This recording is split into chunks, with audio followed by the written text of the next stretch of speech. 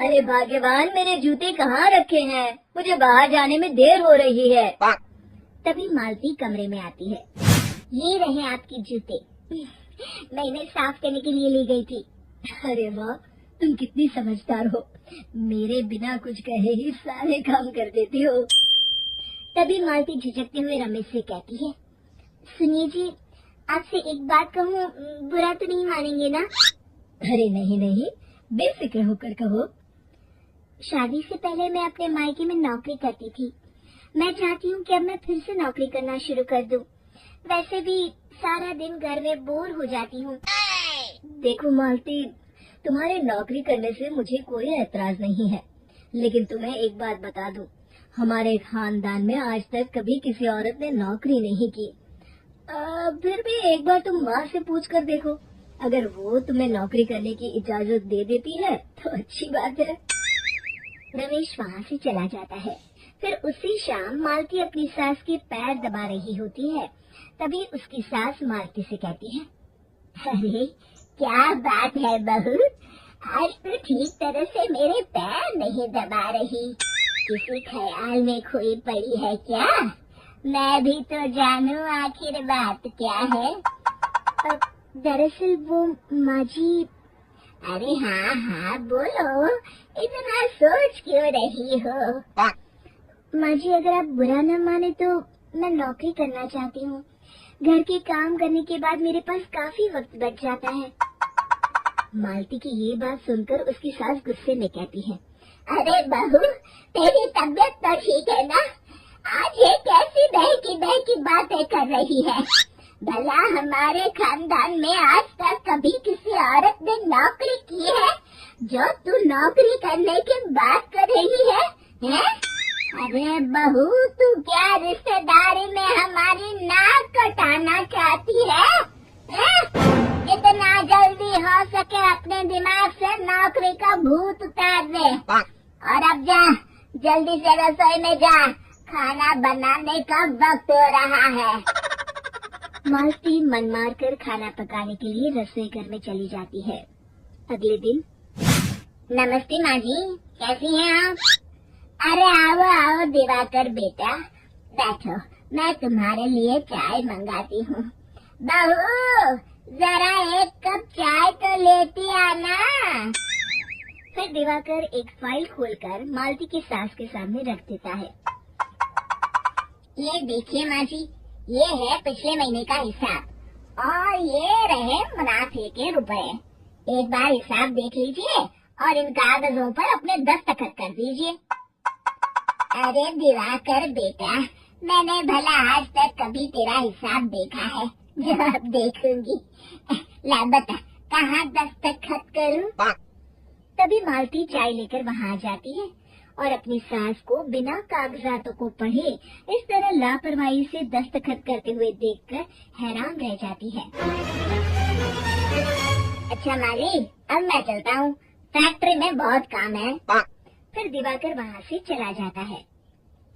कुछ दिनों बाद मालती बाजार में कुछ सामान खरीद रही होती है। तभी एक बूढ़ा आदमी उसे आवाज देता है, अरे मालती बेटी, कैसी हो? मुझे पहचाना? मैं तुम्हारी कंपनी में मुनीम का काम करता हूँ। हाँ चाचा जी, मैं आपको बिल्कुल पहचानती हूँ। कहिए, कैसे हैं आप? मैं तो ठीक हूँ, कंपनी में कुछ भी ठीक नहीं चल रहा, यहाँ तक कि हमें ठीक वक्त पर तनख्वाह भी नहीं मिलती। ये आप क्या कह रहे हैं? अब क्या बताऊँ, आप लोग तो कभी हिसाब किताब देखने दफ्तर आते नहीं। मेरी मानो तो एक बार आप लोग दफ्तर आकर सारा हिसाब किताब देख लो, आपको असलियत पता चल जाएगी। अच्छा बेटी, अब मैं चलता हूँ, देर हो रही है। फिर वो बूढ़ा वहाँ से चला जाता है। वहीं दूसरी तरफ मालती घर पहुँचकर अपनी सास को सारी बात बताती है। तभी वहाँ रमेश भी आ जाता है, लेकिन मालती की सास मालती की किसी भी बात पर विश्वास नहीं करती। तभी रमेश कहता है, अरे माँ, बिना आग के कभी धुआं नहीं उठता। जब मालती इतना कह रही है तो हमें एक बार दफ्तर चलकर देख लेना चाहिए। वैसे भी हम लोग काफी दिन से अपने दफ्तर नहीं गए हैं। इस तरह किसी एक आदमी के भरोसे काम छोड़ना मुझे भी ठीक नहीं लगता। अगले दिन वे सभी अपने दफ्तर पहुंचते हैं और सीधे दिवाकर के कैबिन में जाते हैं। अचानक सबको एक साथ देखकर दिवाकर चौंक जाता है। अरे माँ जी, आप सब लोग अचानक यहाँ कैसे आ गए? अगर कुछ काम था तो मुझे एक फोन कर दिया होता, मैं आपके घर आ जाता।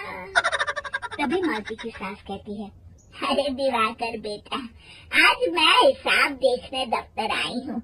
जरा मुझे पिछले 6 महीनों का हिसाब दिखाना तो बेटा। दिवाकर घबराते हुए हिसाब की फाइल मालती की सास को देता है।